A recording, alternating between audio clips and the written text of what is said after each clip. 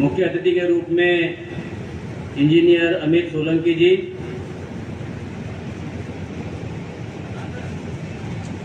Doctor Mohammad Ayub Khan sir, Shantilal मंगोशे,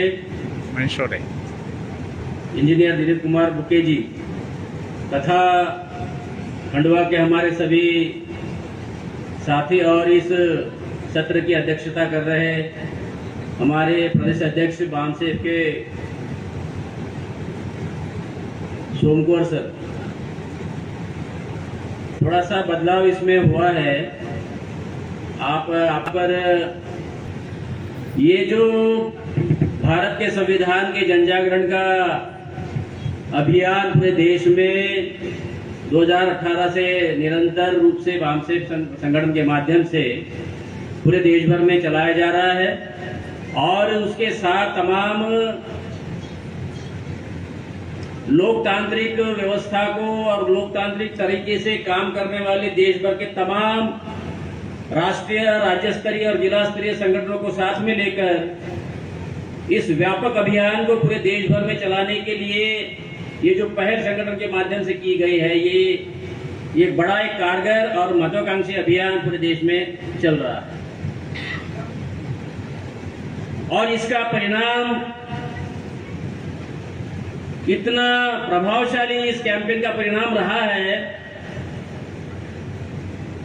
कि पिछले ये भी लोकसभा के चुनाव हुए हैं तो 2024 में लोकसभा चुनाव जो हुए हैं उसमें कभी एक नंबर पर रही हुई पार्टी है कांग्रेस। इस अभियान का प्रभाव इतना पड़ा कि कांग्रेस ने भी इसको अपने चुनावी एजेंडा का मुद्दा बनाया। कभी भी कांग्रेस ने भारत के संविधान को बचाने की बात इसके पहले नहीं करी। जो मुद्दे इस अभियान के माध्यम से या वामसेफ संगठन के माध्यम से लगातार पिछले 50 सालों में उठाए गए, चाहे वो निजीकरण के खिलाफ हो, चाहे पिछड़े वर्गों की SC ST OBC की जनगणना का मुद्दा हो या अट्रॉसिटी के मुद्दे हो, तमाम मुद्दे जो वामसेफ हमेशा ही अपने मंचों के माध्यम से उठाती आई है और जब से ये कैंपेन 2018 से पूरी महत्वाकांक्षा के साथ सभी संगठनों को साथ लेकर के चलाया गया, इसका परिणाम ये हुआ कि 2024 के लोकसभा के चुनाव में कांग्रेस ने इसको अपना एजेंडा बनाया और इसका और प्रेशर बढ़ा तो भाजपा ने भी इसको घर घर संविधान के नाम से इसको चलाया।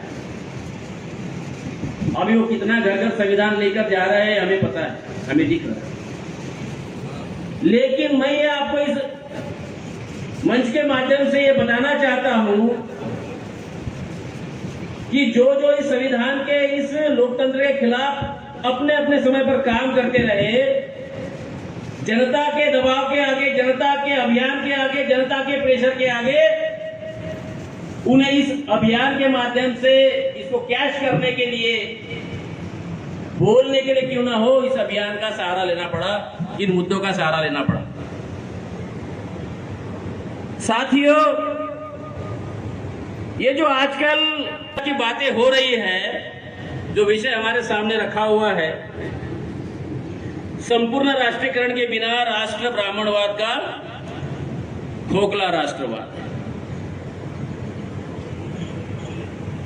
एक तरफ इस अभियान के माध्यम से और अन्य संगठन जो देश भर में लोकतंत्र को मजबूती प्रदान करने के लिए, उसको बचाने के लिए जो संगठन काम कर रहे हैं, वो राष्ट्रवाद की संवैधानिक परिभाषा को गढ़ रहे हैं, रख रहे हैं समाज के बीच। और दूसरे तरफ इसके विरोध में राष्ट्रवाद का खोखला एजेंडा, राष्ट्रवाद के विरोधी, राष्ट्र के शत्रु चला रहे हैं। धन्यवाद।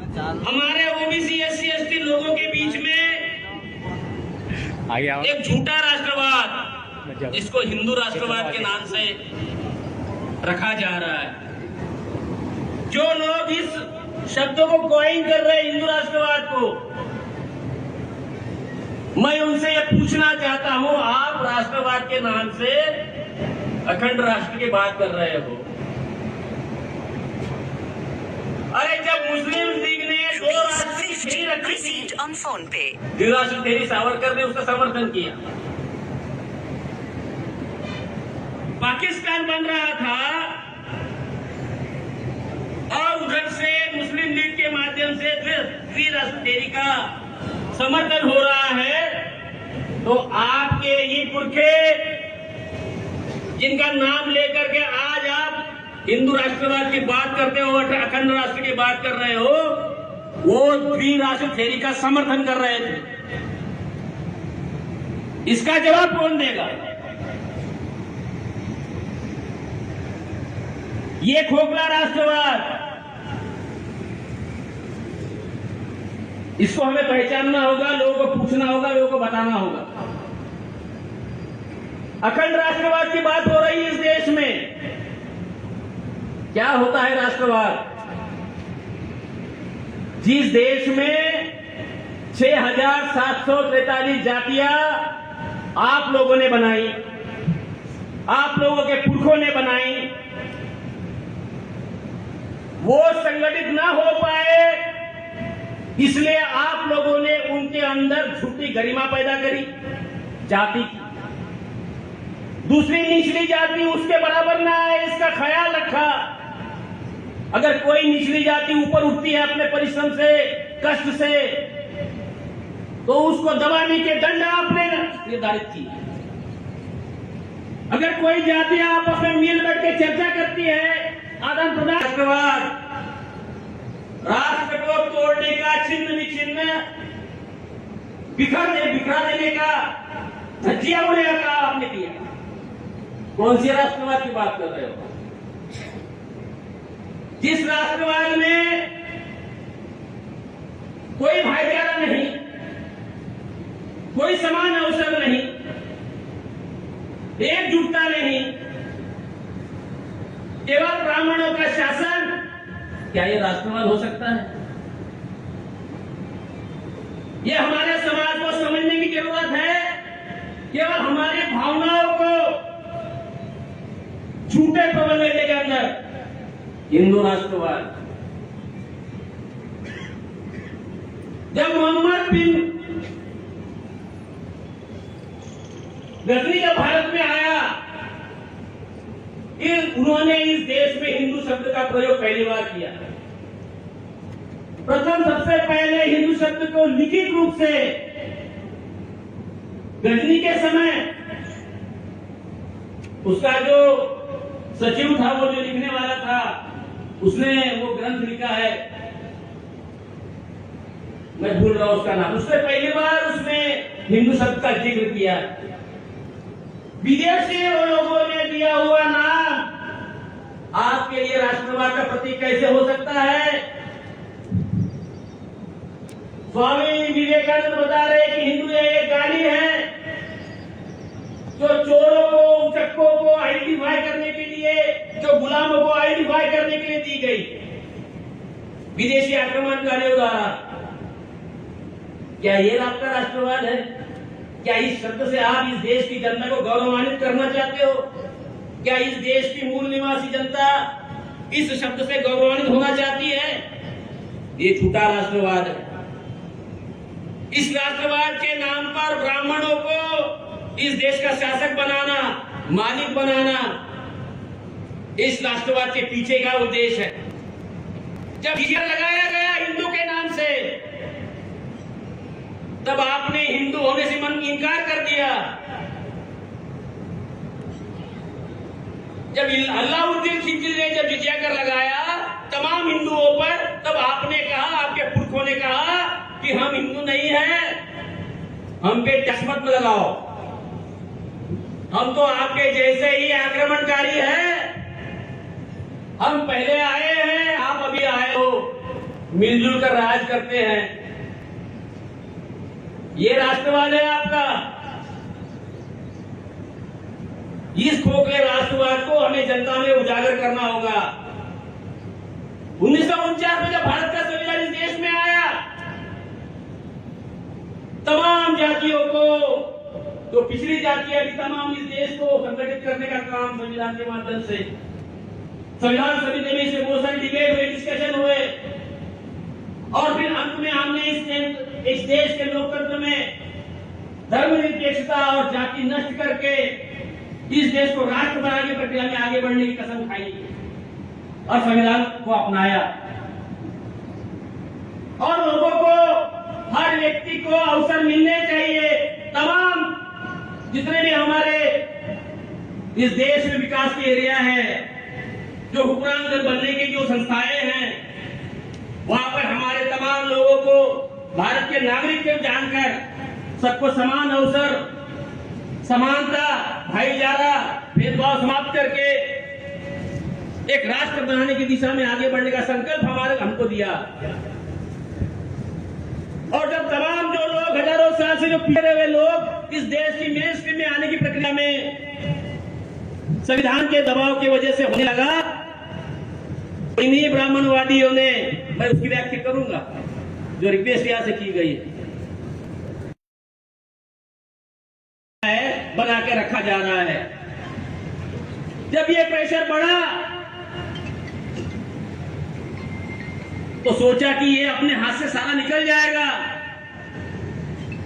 और इसलिए मैं आपको बताना चाहता हूं इस मंच के माध्यम से कि इस अभियान के दबाव से जो कांग्रेस कल 2024 में लोकसभा के चुनाव में जो कह रहे थे कि हम संविधान बचाने के लिए आए हैं, आपने राहुल गांधी को देखा होगा तो ये अभी भी कह रहे हैं कि भाई यहाँ पे तो ओबीसी नहीं है, यहाँ एसटी नहीं है, यहाँ एससी नहीं है।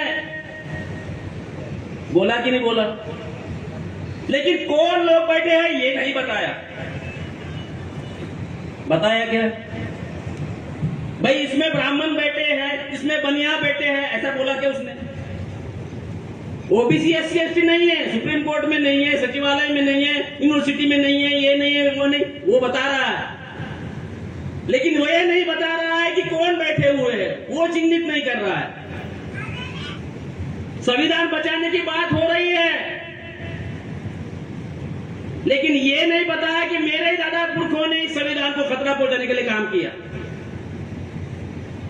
मैं जब देश भर में इस कैंपन में घूम रहा था तो लोग मुझे ये कह रहे थे कि भाई इस बार राहुल गांधी जिस प्रकार की बात कर रहे हैं हमको उसका समर्थन करना चाहिए। मैंने एक बात उनसे कही थी कि राहुल गांधी जो बोल रहे हैं उनसे आप इतना बुलवाइए सिर्फ अगर आपको इनका विश्वास है। हमारे बहुजन समाज के ओबीसी एससी के लोग मुझसे बात कर रहे थे, बता रहे थे कि नहीं इस बार कांग्रेस का ये एजेंडा है संविधान बचाने का, और राहुल गांधी ये बोल रहे हैं कि हम सबको वहां पर अगर सरकार में आएंगे तो सबको खोल देंगे, हमारे कांग्रेस के दरवाजे भी खोल देंगे, कांग्रेस में भी हम विषमता दे रखेंगे, पिछड़े लोगों को और दलित लोगों को उसमें लेंगे। मैं उनसे एक ही बात मैंने कही, मैंने कहा राहुल गांधी से बुलवा के बताओ, आप लोगों ने निजीकरण का रास्ता खोला है। 1951 में आपने एलपीजी को इस देश में लाया, आपने विदेशी कंपनियों को इस देश में लाया, आपने इस देश की संस्थाओं को बेचना शुरू किया। आप इतना ही कहो कि जब आप सरकार में आओगे तो ये सारा निजीकरण जितना भी हमने और भाजपा ने किया है इसका राष्ट्रीयकरण में बदल देंगे। है क्या हिम्मत? आपके बीच में से भी कोई ऐसा हो सकता है कि जो इस बात का समर्थन करता होगा राहुल गांधी का और कांग्रेस का कि नहीं अभी वो अंबेडकर की बात कर रहे हैं, संविधान की बात कर रहे हैं और लोकतंत्र को बचाने की बात कर रहे हैं, जनगणना की बात कर रहे हैं, तो अभी हमने उनके साथ लग जाना चाहिए, उनका समर्थन करना चाहिए। तो उनको पूछो तो निजीकरण आप लोगों ने किया और भाजपा ने किया, उसको खत्म करोगे क्या? बता दो आप, हम राष्ट्रीयकरण ला देंगे। ये वो विषय है। और क्योंकि भाजपा पे अब कांग्रेस पर भरोसा नहीं रहा, जो कांग्रेस ने 75 साल में करना चाहिए था उनके ऊपर ब्राह्मणों ने जिम्मेदारी डाली थी, लेकिन वो फेल हो गए। इसलिए आरएसएस ने कांग्रेस से वो पूरा छीन लिया और अपने हाथ में लिया। अब हम ही करेंगे जो करना है, और उनको बदनाम कर करके अपने हाथ में लेकर के पूरा डायवर्सन कर दिया और पूरा अभी चलते हुए संविधान को, संस्थाओं को चलते हुए आगे बढ़ रहे हैं।